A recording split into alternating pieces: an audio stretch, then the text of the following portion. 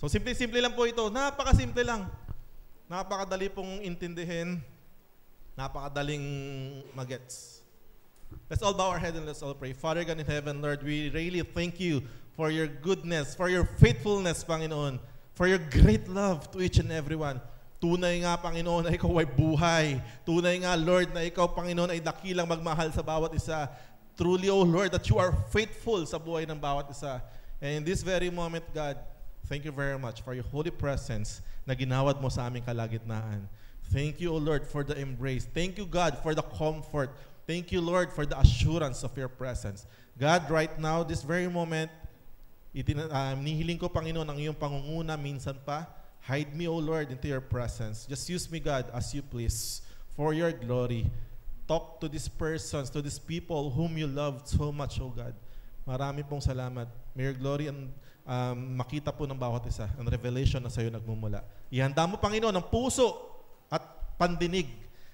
Tanggalin mo muna, Lord, ang kahit na anumang mga alalahanin sa isip ng mga kapatid kong ito para makapag-focus muna sa iyong salita. Thank you, God. In Jesus' name, amen and amen. Hallelujah. Thank you, Lord. To God be the glory. So let's start.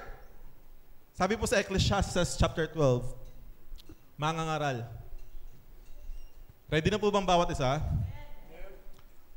So inihiling ko po, napakasandali lang po itong yung service natin 2-hour service, like 30 to 45 minutes preaching. So bilang paggalang sa Panginoon Diyos, ibigay po natin yung buong attention natin. Tama po ba? Oh, hallelujah. Sabi po sa verse 1, alalahanin mo rin naman ang lumikha sa iyo sa mga araw ng iyong kabataan. Remember your Creator in the days of your youth.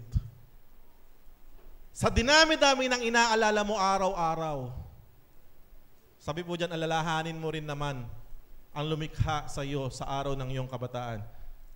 Pag sinabing kabataan po dyan, ay hindi na ako kabataan. Pwede ko na siyang dialalahanin. Nakakategorize po yan dyan. Nandyan mismo kung sino po yung kabataan na tinuturing dyan. Hindi porket 20, 30, kabataan, 40, 50, di na ako kabataan. Tingnan po natin, nakalagay naman dyan kung sino raw yung mga kabataan na yon. Bago dumating ang masasamang araw, the evil days, at ang mga taon ay lumapit, na iyong sasabihin, wala akong kasiyahan sa mga yon. Darating ang time, mawawalan ka na ng gana. Yung dati na nagpapasaya sa'yo, wala na, nawawalan ka na ng gana. Tama? Talagang habang tumatanda ka, nagkakaroon ng mga phases in life. Ay nako. Yung aso ko nga nanggigigil ako. Nung una kong kinuha yun, 5 months old. Laki na, yung husky. Ang takaw, grabe talaga. Pag nilagay mo ng pagkain yung dog food niya, malingat ka lang, ubos. 3 weeks. Kailan ba? October 13, kinuha ko siya. Ilang araw pa lang. Ang arte na po kumain. Nagigigil ako talaga. Lahat na ginawa ko, nilagyan ko ng toppers, bumili ako ng Ang bilis mawala ng gana. Ilang araw pa lang. Talagang ganun po palang buhay. Kahit sa ating mga tao, kahit kanong kinagigiliwan mo ngayon, darating ang time, mawawalan ka ng gana dyan. Kahit ano yung pinaka-favorite mong gawin. So sabi dyan, bago dumating na mawalan ka na ng gana, wala ka ng kasiyahan sa mga bagay na kung ano mang kinahuhumalingan mo ngayon. Alalahanin mo na raw ang iyong lumikha. Take note of the word bago ka mawala ng gana. Bago ang araw, liwanag, buwan, at ang mga bituin ay magdilim. At ang mga ulap ay magsibalik pagkatapos ng ulan. Tingnan mo to sino raw yung sinasabihan? Hindi po yung mga matatanda na ilang taon na. Pwede kang considered na kabataan hanggat andito ko pa sa kategory na to. Sino raw to? Sa araw na ang tagapag-ingat ng bahay ay manginig. Ang ibig sabihin po niyan, yung tuhod. Yung nanginginig-nginig na yung tuhod. Dati, lakas-lakas mo pa, kaya mong lumuhod anytime, kaya mong tumalon anytime, pero darating yung time. Kahit umakyat ng maliit na step, nanginginig ka na. Tama? Alalahanin mo raw ang lumikha sa'yo bago manghina ang tuhod mo. At ang malalakas na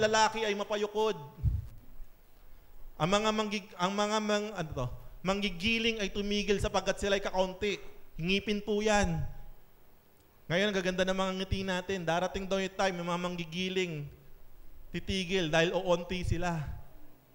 Alalahanin mo raw yung Creator mo habang buo pa yung ngipin mo. Si AJ, wala na, Pastor. Pwede ko na palang alalahanin. Kalahati na lang. Ano pa? At ang mga dumudungaw sa mga bintana ay madidiliman.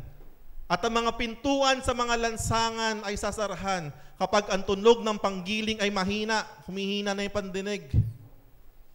Humihina na. At ang isang tao'y babangon sa huni ng ibon. Ano yung matatanda? Habang tumatanda ka, paikli ng paikli yung oras ng tulog mo, as onting kaluskos lang, gising ka na. Hindi ko alam kung matanda na ba ako kahit isa nung sarap ng tulog ko. Pag may narinig ako sa baba, shh! Habang masarap pa yung tulog mo, na nagdedelobyo na tulog ka pa, alalahanin mo na raw yung Creator mo. Alalahanin mo na yung Diyos. At lahat ng mga anak na babae ng awitin ay mapababa. Sila man ay matatakot sa mataas at ang mga kakilakilabot ay nasa daan. At ang puno ng almendro ay mamulaklak at ang balang ay maging pasan. At ang pagnanais ay mabigo. Your desires will fail. Sapagkat ang tao ay nagtutungo sa kanyang walang hanggang tahanan. At ang mga nagluluksa ay gumagala sa mga lansangan. Church, talagang meron po tayo hangganan dito sa mundo. This is the reality of life. Talagang meron pong katapusan ng buhay natin dito sa mundo. Just last Sunday, namatay po yung lolo namin, si Lolo Father. Kaya 1 week po sila, Pastor Nicky, nasa Isabela. Yung nag-iisang lolo namin na natitira. 92 years old, sana all. Grabe, 92. Ngayon, wala nang kasiguraduhan yung buhay. Tama ba? Pabata ng pabata. Parang ngayon, umabot ka ng 60. Lahat ng mga nag-birthday ng 60, mga nakakuha ng senior citizen, para talagang graduate talaga tuwan-tuwa eh. Tama ba? Kasi meron ka ng senior citizen card. Pag umabot ka doon, praise God talaga. Hallelujah. Tingnan mo to. Bago ang panaling pilak ay mapatid, ang mangkok na ginto ay mabasag, o ang banga ay mabasag sa bukal, o ang gulong ay masira sa balon. And verse 7, at ang alabok ay bumalik sa lupa na gaya ng una. At ang espiritu ay bumalik sa Diyos na nagbigay nito.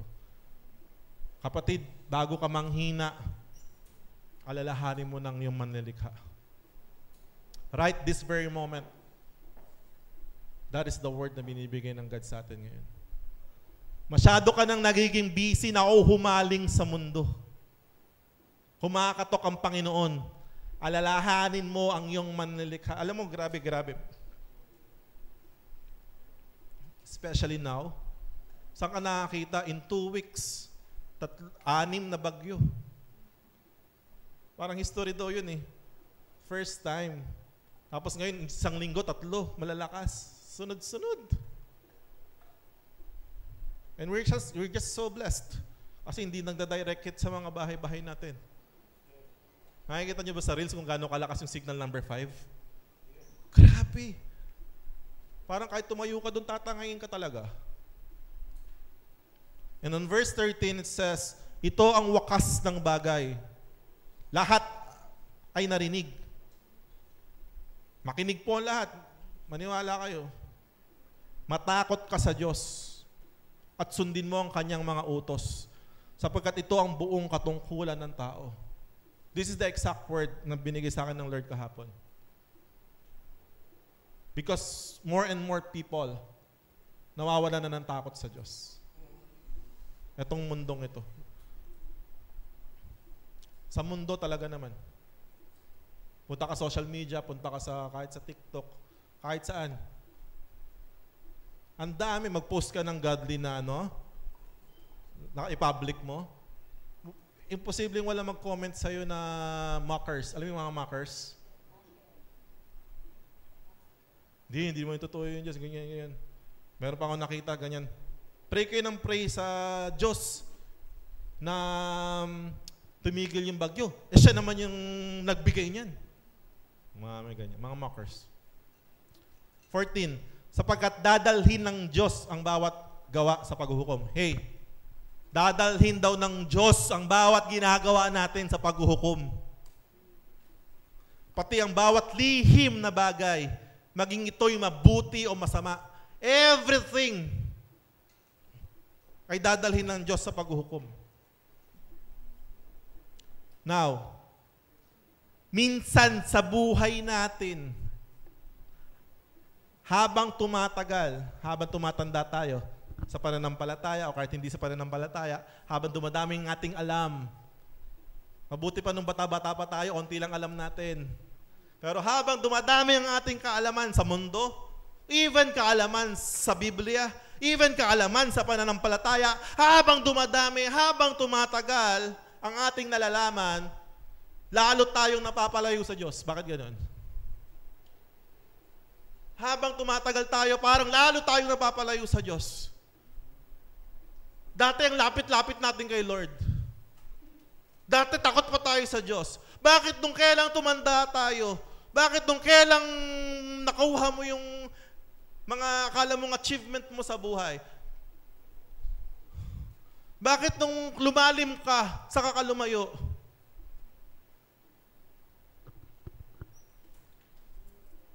And God said, let us go back to basic. Balik muna tayo sa basic. Minsan kasi, sa sobrang dami na nating alam, sa mga sindikato, yung mga marami ng alam, pinapapatay na. Marami ka ng alam. Tumba na yan. Alam mo, talagang binulay-bulay ko eh. Musta bulay-bulay? Talagang binubulay-bulay ko po talaga. Everyday nagla-live po ako sa TikTok ng umaga. Alam mo, karamihan ng mga pumapasok doon, mga dating mainit sa Panginoon. As in, ang dami. Na dating mainit na napalayo sa Panginoon. Mga nagpapapray na sana mag-fired up sila ulit. Mga, sabi niya, nagugulat daw sila, out of nowhere, biglang nag-pop up yung live. Tapos, praise God talaga. God is moving. God is reaching out people. God is always giving chances sa bawat isa. Mapalad ka kung natatagpuan mo pa yung chances na binibigay ng Diyos. Eh paano kung isang araw na lang, matalisod ka na lang, mabagok ulo mo? Now, let us go back to basic. Wala mo nang matalino. Wala mo nang masyadong mataas. Wala mo nang masyadong alam. Let's go back to basic first. Pwede ba yun? Balik muna tayo dun sa parang deer. As a deer. Alam mo yung mga deer? Ang deer kapag nauhaw yan, talaga naman. Maghahanap yan ng tubig. Kaya nga sa mga pag naligaw ka raw sa mga jungle, ganyan, walang tubig, maghanap ka raw ng mga usa. Totoo. Sundan-sundan mo lang kasi talagang alam nila kung nasan yung mga streams. So bumalik muna tayo sa basic na wala masyadong alam. Pwede ba yun? Now, ang title po natin ngayon ay Buhay at Tunay ang Diyos. Ito muna pag-aralan muna natin. Medyo buhayin muna natin ulit sa puso at isipan natin ang katotohanan na ito. Minsan kasi masyado na tayong malayo. At minsan sa sobrang kalayuan na natin, akala natin, kabisado na natin si Lord. Kaya binabaliwala na natin siya, binabaliwala na natin yung gawa, binabaliwala na natin mga spiritual na mga bagay. Ay, okay lang yun. Basta I know that God loves me, whatever. Basta na kung ganun pa nga. Minsan may point pa sa buhay na wala nang pake. Magkita-kita tayo sa impyerno. Alam mo kung ano yung mga reasoning ng mga ganitong tao? Bumabalik sila sa pagiging atheist nang di nila namamalayan. Why? Before, kilalang-kilala nilang buhay ang Diyos. Before, kilalang-kilala ng mga tao na talagang merong judgment, merong langit, merong lupa. Pero pag tumagal, Nagkakaroon na ng reasoning yan, hindi naman siguro totoo yung Diyos eh. Dumarating na sa'yo, kaya nila mag-settle na, hindi, basta gawin ko yung gusto ko dito sa lupa, bahala na. Okay lang, may impyerno, kung totoo man o hindi, langit, totoo man o hindi. So what if? Gumaganon na. Ngayong umagang ito, paapuin muna natin ulit yung katotohanan na talagang buhay at tunay ang Diyos. Na matakot tayo sa Diyos. Unang-una, matakot ka sa Diyos. Sabihin mo nga sa 3 tao, matakot ka sa Diyos. Di totoo. Sige, sabihin niyo yung mga di nakikinig dyan, matakot ka sa Diyos.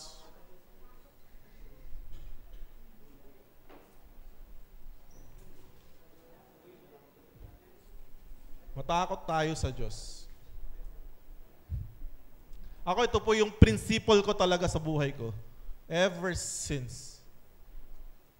Kaya kahit gaano kahirap yung buhay, kahit gaano kalala yung buhay, kahit gaano ka parang gusto mo nang sumuko sa buhay, kahit na anong pagpapala matanggap mo sa buhay, kapag alam mo na buhay at tunay ang Diyos, kaya mong tumayo't magpatuloy. Kapag hindi ka kasi naniniwalang buhay ang tunay ang Diyos, ang dali nang mag-give up sa buhay. Ang dali na mag-self-destruct. Ang dali nang bahala na. Ang dali nang magwalwal. Ang dali nang maging burara at maging paraya sa mundo. But if you know in your heart na buhay at tunay ang Diyos, ito ang magiging cornerstone natin. Ito yung magiging angkla ng buhay natin that will keep us steady in this life. Sabi sa Matthew 10:28, do not be afraid of those who kill the body, but cannot kill the soul. Rather, be afraid of the one who can destroy both soul and body in hell. Mga kapatid, totoo pong may impyerno.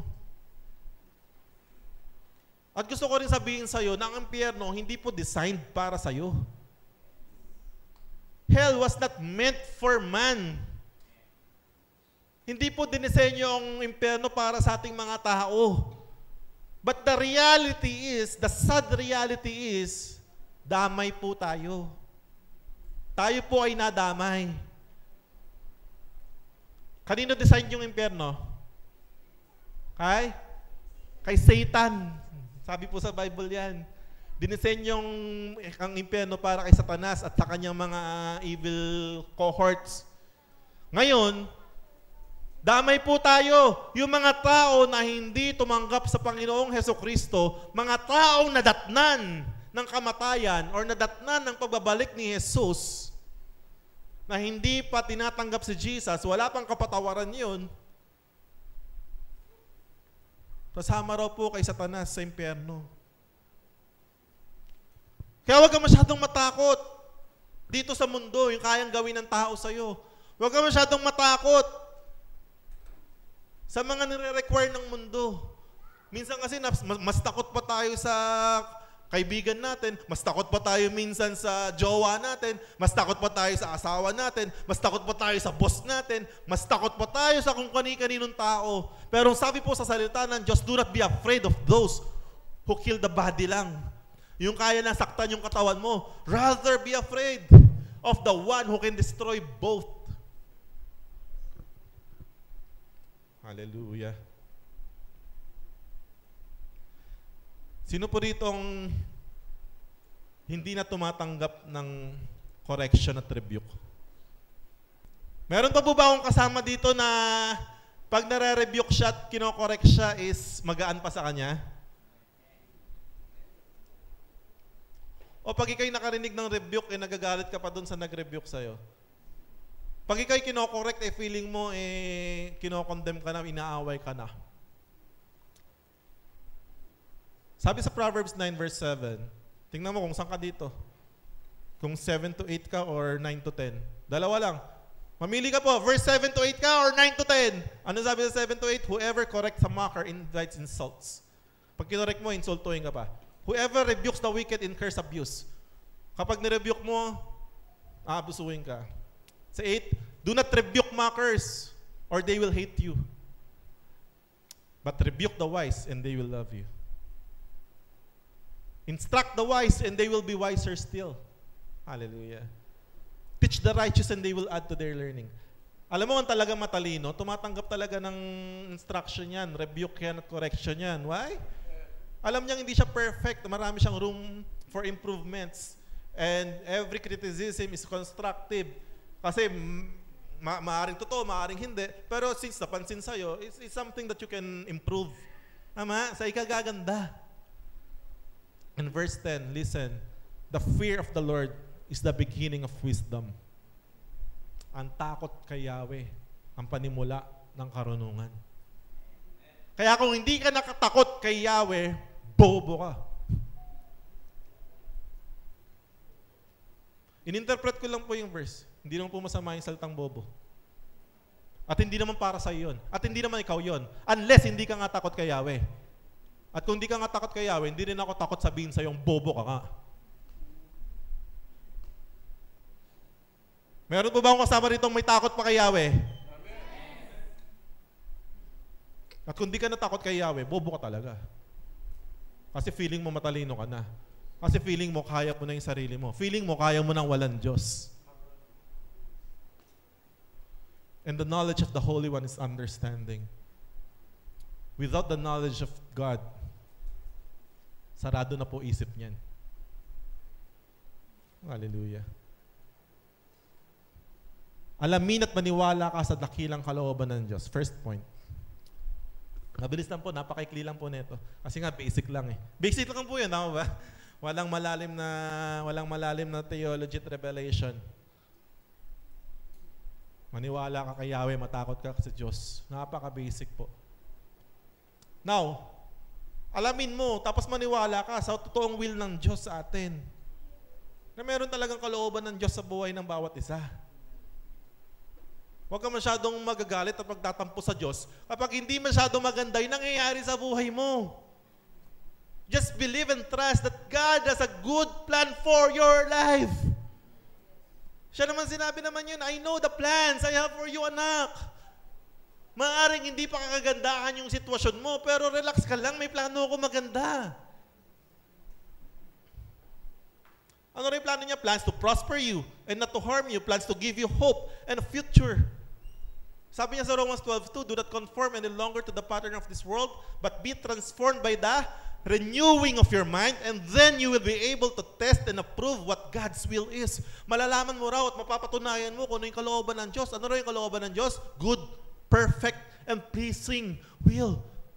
Ang kalooban ng Diyos para sa bawat isa ay good, mabuti, perfect, and pleasing, kaaya-aya.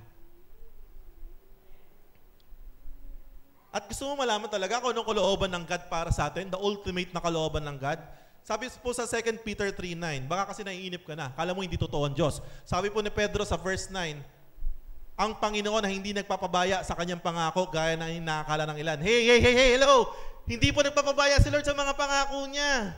Sa halip, nagbibigay siya ng pagkakataon sa lahat. Sapagat hindi nais ng Diyos na may mapahamak. Hindi gusto ng Lord na mapahamak tayo. Kaya minsan kaya tumatagal kasi ayaw ng Lord mapahamak tayo, kundi ang lahat ay makapagsisi at tumalikod sa kasalanan. Kaya medyo tumatagal. Baka ikaw na lang kulang. Baka ikaw na lang inaantay ng God. God is giving you an opportunity. Last call. Di ba may ganon sa mga pasakyan ng plano? Huling tawag na to. Warren, makinig ka na. Mga ganyan. Next, ano pang pangalan natin? Dapat alam mo na tapat at hindi sinungaling ang Diyos. Do you believe that God is faithful? Wait. Meron ka ba kasing pinangahawakan na promise ni Lord sa buhay mo? Meron ka ba pinangahawakan na gagawin ng Diyos sa buhay mo at sa pamilya mo? Hallelujah, napakaraming pangako ng Diyos. Sa Bible, di ba sabi, there are more than 8,000 promises of God na pwede nating i-claim sa mga buhay natin. Ito, isang pangako ng God. Sabi, kapag naligtas ka, you and your household will be saved. Naniniwala ba kayo na ikaw at buong mong sambayanan ay maliligtas?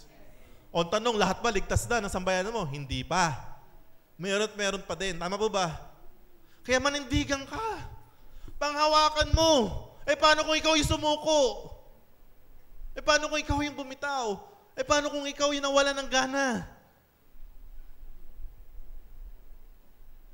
Kung kita may logic. Tingnan mo yung logic. Kung naligtas ka, buong pamilya mo na save. Paano kung ikaw hindi naligtas? Di buong pamilya mo hindi naligtas. Kung ikaw yung way para maligtas yung pamilya mo. Naiintindihan niyo yung sinasabi ko? Kaya magpakatatag ka, kapatid.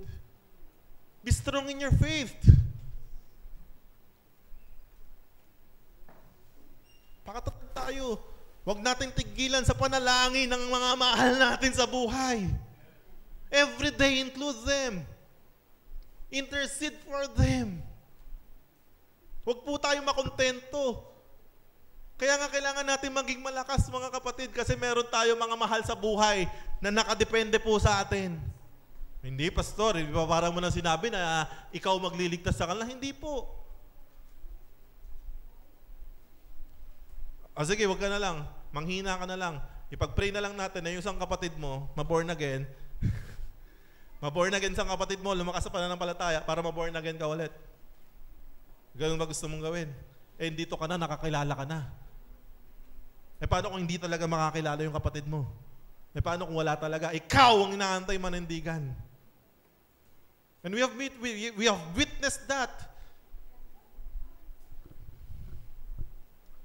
Hey, seryosohin po natin to, mga kapatid. Baka naman kasi hanggang ngayon, hindi pa rin talaga buo sa puso at isipan ninyo na talagang buhay yung Diyos, tunay ang Diyos, merong langit at merong impyerno, na merong buhay na walang gan na hinahantay.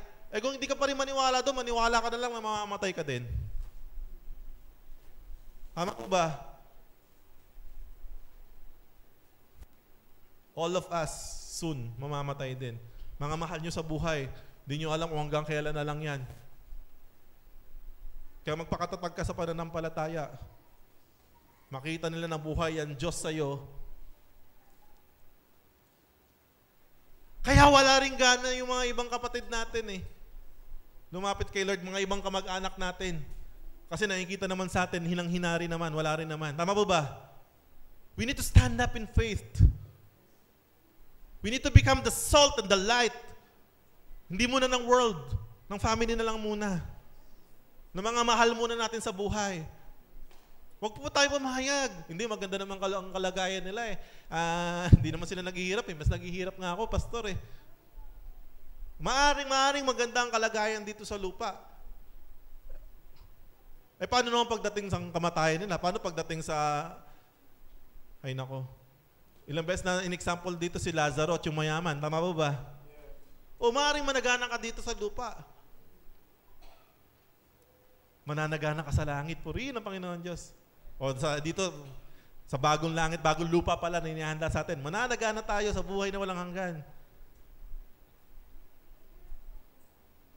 Pero yung nanay mo, yung tatay mo, yung mga kapatid mo, best friend mo, habang nag-enjoy ka sa piling ng Diyos na buhay na walang hanggan, yung mga taong yun, nagngangaw-ngaw sa init ng impyerno. Hey, kala ko ba mahal mo sila? Ewan ko, napuntahan ko dyan. Oh, hallelujah. Sige nga, mag-isip po kayo ng mga tao sa paligid ninyo. Pwede ba lahat po tayo yumuko, tapos pumikit ng 3 seconds lang? Seryoso po. Mag-isip nga kayo ng tao na mahal ninyo sa buhay na wala pa kay Lord. Since naisip mo na rin naman, i-pray mo na rin kay Lord. Pag-pray na, iyak natin kay God. I-intercede natin sila. Ilaban natin sila.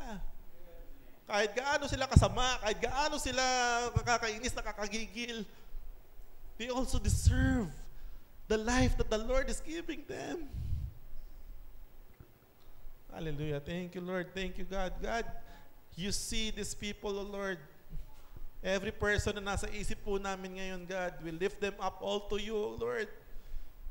Naway magkaroon din sila, Panginoon, ng kaligtasan sa pamamagitan ng Panginoong Jesus. Lord, kung kami ang gagamitin mo, O God, palakasin mo pa ang aming pananampalataya, O Diyos. Rebuke us, correct us, O Lord, and teach us, O God. Palakasin mo ang bawat isa, O Diyos. In Jesus' name, amen. Thank you, Lord. Hallelujah. Sabi sa Numbers 23:19, ang Diyos ay hindi sinungaling na tulad ng tao. Kaya normal lang talaga sa tao magsinungaling. Kasi sabi dyan, ang Diyos ay hindi sinungaling tulad ng tao. Ibig sabihin, ipaparaphrase mo, ang tao ay sinungaling, hindi tulad ng Diyos. Tama ba? Tama ba yung pagparaphrase ko? Ang Diyos ay hindi sinungaling na tulad ng tao. Ano mang sabihin niya ay kanyang gagawin. In Jesus' name, hallelujah. I love it. I love it. Ano man na sinabi ng Diyos sa buhay mo, gagawin niya yun. Ito'y nagtatagal man. Sabi niya sa Habakkuk chapter 2, antayin mo. Sapagkat ito ay tiyak na darating at hindi maantala. Oh, hallelujah. Though it linger, wait for it will certainly come and it will not delay. Antayin mo, kapatid, hindi sinungaling ang Diyos. Kung mangako man siya, ito'y kanyang tutuparin. Hallelujah. Ang Diyos ay hindi sinungaling na tulad ng tao. Ano mang sabihin niya ay kanyang gagawin. Kung mangako man siya, ito'y kanyang tutuparin. Palakpakan nga si Lord. I love it! God! Kaya for those na talagang may pinangahawakang pangako ng God, relax ka lang. Kalma mo yung puso mo. Gagawin ng Diyos yan. When the time is right, the Lord will make it happen. In His time, He will make all things beautiful in His time. Amen. Kalma mo lang. Ano yung title natin ngayon?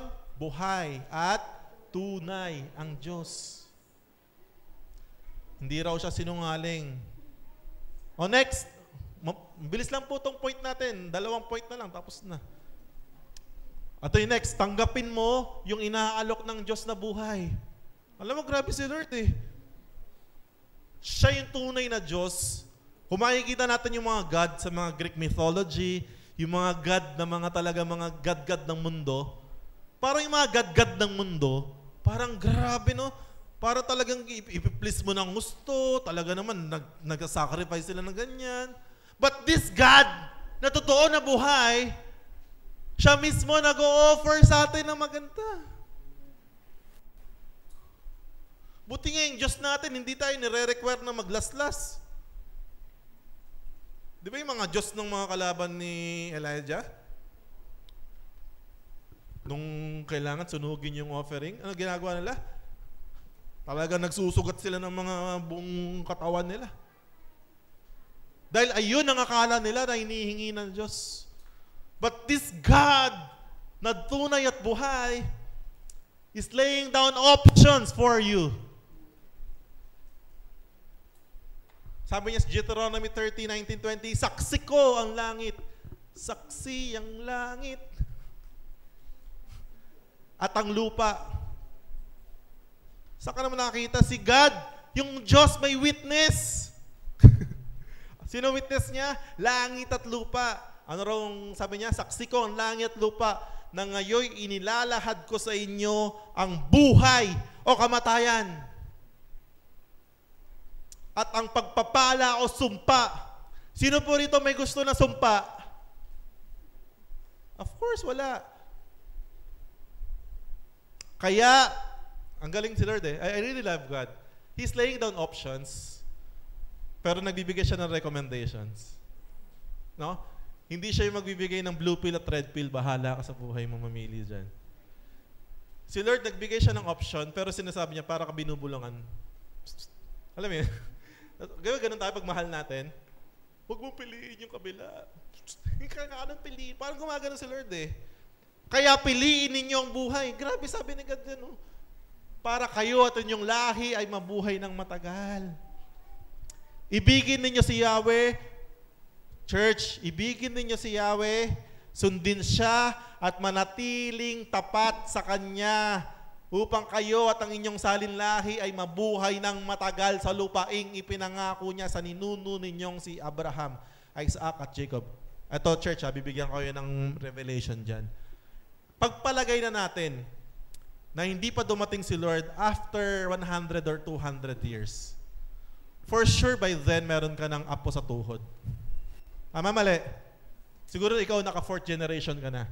Galing sa'yo, sa inyong anak, kay Brielle, sa kay Aziel. Sa amin, kay Pablo. Nakailang generation na yan. Kapag ikaw mismo ngayon, naging tapat kay Yahweh, those generations will be blessed. Pangako yan eh. Pangako ng Diyos yan. Kaya kung mahal mo yung magiging mga generations na susunod mo, ngayon pa lang ano kailangan gawin, ibigin si Yahweh. Sundin daw si Yahweh. Manatiling tapat sa Diyos upang kayo at inyong salinlahi, offsprings, ay mabuhay na matagal sa lupaing ipinangako niya. Tama po ba? So ilaban ninyo. Hindi lang yung mga anak ninyo ngayon. Paano, pastor, kung di naman umabot doon kasi darating nga si Lord? Di maganda. Hallelujah. Hallelujah. Di sure na sure ka kasama ka ni Lord. Tama po ba? To live is Christ and to die is gain. Hallelujah. So tanggapin. Accept, church. Accept. Tanggapin niyo yung inaalok ng Diyos. Inaalok ng mundo, dali-dali natin tanggapin. Inaalok ng Diyos na totoo at buhay. Hallelujah. And last, okay lang ba? Bilis lang. Kasi baka dumating na si Pepito. Pepito. Pepito, my friend. Kaya hindi pupunta rito yun eh. Andiyan yung mukha niya. Pangalan nun? Pepito, my friend. Ang lakas ng dala mo. Okay, last. Hindi pala last. Last two ulit. Tumalima sa mga babala. Ano ibig sabihin tumalima sa mga babala? Heed to warnings. Ito nung pagpasok ni Pepito, winarningan na yung mga taga-Catanduanes. Tama ba ba? Winawarningan na yung bawat isa. Na anong warning sa kanila? Lumikas na. Kahit kalmado pa, lumikas na. Ano nangyari pag hindi ka tumalima sa babala? Di pagdating nung bagyo, gaga ka. Tama? Masyado kang gahol na gahol. And worst, baka mamatay ka pa. Warnings are given for us to act agad, immediately. Hindi na pinapatagal. Kapag narinig nyo na yung warning, umakma na po tayo. Sabi ko sa inyo mga kapatid, hindi ko pinlano itong preaching na ito. As in talaga. Kasi meron akong planadong preaching eh. Meron akong reading preaching for this. Kaya nga, kampante ako kahapon. Wala pa tayo ng Wednesday. Di ba? So this is a warning talaga na binibigay rin ng Diyos sa atin. Sabi sa Hebrews chapter 3 verse 15, today, if you hear His voice, do not harden your hearts as you did in the rebellion. Ano nyo ba yung nangyari dun sa mga Israelites na yan? Yung mga nagrebel? Kinain ng lupa. Kinain po sila ng lupa, literal. Bumukas po yung lupa. Ayun yung mga tao na naudyukan ng 10 espiya. Yung takot na takot. Dinala mo ba kami dito para dito na kayo namatay? Imbis na sana, papasukin na nila yung promised land, natakot. Alam mo, kinain sila ng lupa. Sino po rito gusto kainin ng lupa ngayon? Hallelujah. So church, kung narinig nyo na yung salta ngayon, correct na natin yung mga puso't isipan natin, okay? And this is our last point. Listen well. After all of the warnings, After all of the options na binibigay ni Lord sa atin, we are nothing apart from Jesus. Buhay at tunay ang Diyos. Buhay at tunay ang Diyos. Kailangan sure na sure ka dito. Kailangan alam na alam mo to. We are nothing apart from Jesus. You may have the whole world. Ikaw na ang pinaka-famous, pinaka-mayaman. Ikaw na yung pinaka-sikat, pinaka-malakas. Apart from Jesus, we are still nothing. But we can have everything if we remain in Him. We can have everything if we remain in Jesus. Favorite na favorite ko po yan. John 15:5-7. Ang sabi ni Jesus, ako ang puno ng ubas at kayo ang mga sanga. Ang nananatili sa akin at ako sa kanya, ang siyang nagbubunga ng sagana. Wait. Minsan kasi yung akala nating bunga, ang akala nating mag-fruit ng marami, is just riches, wealth. Hindi lang po yun. Part lang po yun. Isang parte lang yun ng pamumunga mo. Yung pagiging successful mo. Actually, yung definition ng success is not just wealth eh. Ang totoong successful na tao, yung talagang lumalakad sa mga ways na inihanda ng Diyos. Ang totoong successful na tao, kayang lakaran yung path na inihanda ng Diyos sa kanya. Yung kayang buhatin yung kanyang krus araw-araw. Kayang manindigan sa gitna ng bagyo sa kanyang pananampalataya. Nagbubunga. Kung bunga lang ang usapan, explicitly, sinabi sa Galatians 5:22 kung ano yung bunga. Tama ba?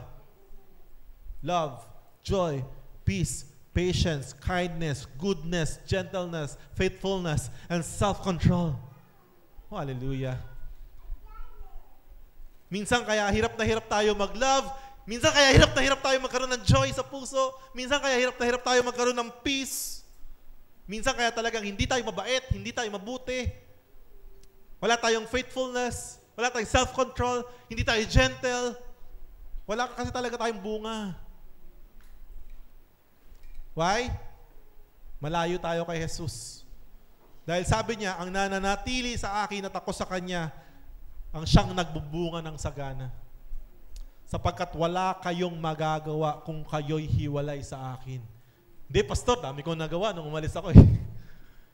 Dati hindi ko magawang magbisyo ng todo, ngayon kaya ko na.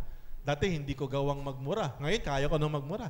Dati hindi ko magawang magwalwal, ngayon kaya ko na. Dati hindi ko magawang magnakaw, ngayon kaya ko na. Ang dami ko nagagawa, pastor. Nung sinabi ni Jesus na wala kayong magagawa kung tayo hiwalay sa Kanya, kahit na anong gawin mo, hindi ka makakabalik sa Ama. Kahit na anong gawin mo, you are separated from God. At ano raw mangyayari kapag separated tayo? Verse 6. Ang hindi nananatili sa akin ay gaya ng sanga. Ay gaya ng sanga ay itinatapon at natutuyo. Matutuyo ka talaga kapag malayo ka kay Jesus. Literally, makikita mo, natutuyo ka. Yung glory na meron ka dati, natutuyo ka. Totoo. Tingnan mo yung katabi mo, mukha na ba tuyo? Amoy tuyo lang. Fresh na fresh. Ewan ko alam nyo naman yun dito sa church natin. Lagi natin sinasabi. May glory talaga ng Lord. Tama ba? Yung mga nananatili sa Kanya may aura. Magtataka na lang yung mga friends nyo, mga classmates nyo dati. Iba-iba yung dating mo di ba? Ang nananatili sa Panginoong Yesus, nadadagdagan naman ang kanyang edad, ang itsura niya pabata. Amen? Di na tayo. Yung edad lang yun. Oh, hallelujah. But literally, hello. Sige, yung makuha natin, hindi na. Mukha ka pa rin fresh kasi nagbebelo ka. Mukha ka pa rin talaga kasi, mukha ka pa rin artista. Pero ano mangyayari? matutuyo, ang ganong mga sanga ay tinitipon at inihahagis sa apoy at susunog. Darating ang pagkakataon, darating ang araw, lahat ng mga wala sa Panginoong Jesus ay titipunin lahat po yan. At itatapon. Ito na yung sinasabi natin kanina. Sa impyerno. And verse 7, this is my favorite. Kung nananatili kayo sa akin at nananatili sa inyo ang aking mga salita, hingin ninyo ang anumang nais ninyo at matutupad iyon para sa inyo. Hallelujah! That's why I said earlier that kung meron kang Jesus, you can have everything. Because everything revolves around Him. Jesus, you are the center of it all. Hallelujah. Kaya nasabi sa Matthew chapter 6 verse 33, but seek ye first the kingdom of God and His righteousness, and all these things shall be added unto you. Hallelujah. Hanapin natin ang Panginoon. It's about time. If this is the last warning that God is giving you now. Walang nakakaalam, tama ba? Alam niyo ba, bawat warning, hindi mo alam kung ito yung last warning mo na. Hindi po yan para tayo mga magulang na pagbilang ko 3. 1, 2, 2 at kalahati. 2 at 3/4. Hindi po ganun. Ang warning, pag may warning na, pag nakaligtas ka sa warning, pasalamat ka kay Lord. We never know. If this is the last warning that the Lord is giving us, may us heed to this warning. Na seryosohin natin ang Diyos. Kasi siya seryoso sa atin. God is not playing games with us. Paano ko nasabing hindi nakikipaglaruan Diyos? Naibigay niya ang kanyang kaisa-isang anak para sa atin. Ganon po kaseryoso ang Diyos. Pero sa tingin mo, tingnan mo ito mabuti, sa sobrang katigasan ng puso mo, sa tingin mo mag-aaksaya ng napakaraming oras pa ang Diyos sa iyo kung napakarami pang pwedeng maligtas? Basahin niyo yung Romans, makikita niyo doon. Sabi ng Diyos doon, ibinigay na sila sa kanilang layaw.